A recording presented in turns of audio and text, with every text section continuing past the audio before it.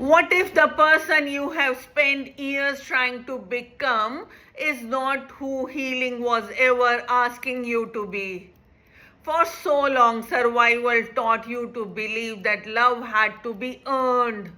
So, without realizing it, you brought the same belief into healing.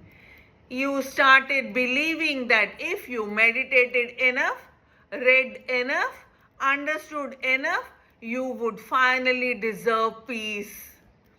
So healing became another thing to succeed at, another place to feel behind, another reason to think I should be better by now. But healing was never meant to be perfect. It was meant to be honest. Some days you will feel light. Some days old wounds will return. That does not mean you are moving backwards. It means you are human. Somewhere along the way, we started treating healing like an exam. We measured our progress, counted our triggers, judged our bad days.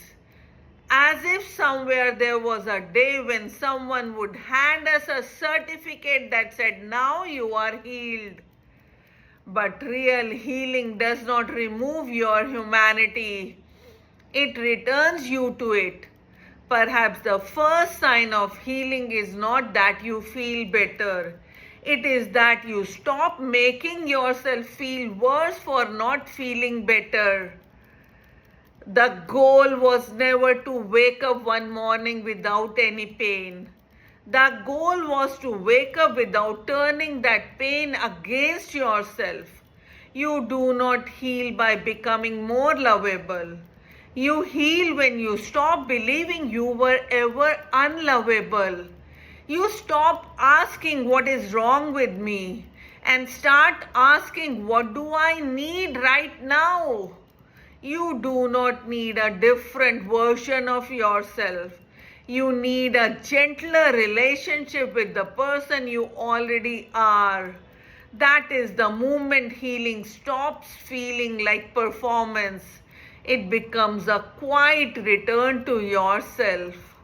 Perhaps the most beautiful thing about healing is that one day you stop looking at yourself as a project to fix and begin meeting yourself with patience, with compassion, with the kindness you have always deserved. Perhaps peace does not arrive the day your life becomes perfect. Perhaps it arrives the day you stop believing you must be. Because real healing does not begin when you become someone else. It begins the moment you finally stop running from the person you have been all along. In the next episode, we will explore compassion without self-pity. How to hold your pain with gentleness without letting it define who you are.